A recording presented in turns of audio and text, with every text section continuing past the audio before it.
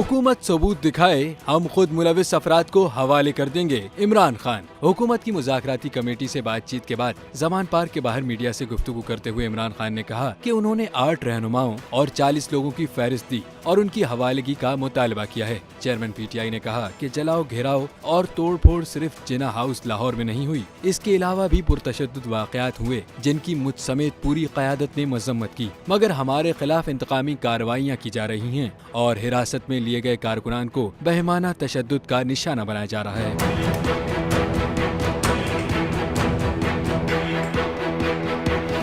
दूसरी जानिब इंसदादे दहशतगर्दी की अदालत में पेशी के मौके पर मीडिया से गुफ्तगू करते हुए इमरान खान ने कहा है कि जिन्ना हाउस हमले से मुल्क की बदनामी हुई, मजम्मत करता हूँ, ऐसा नहीं होना चाहिए था। 7,000 लोगों को गिरफ्तार करके पीडीएम खुद फंस गई। गुज़िश्ता 35 बरसों में ऐसा रियासती जुल्म नहीं देखा।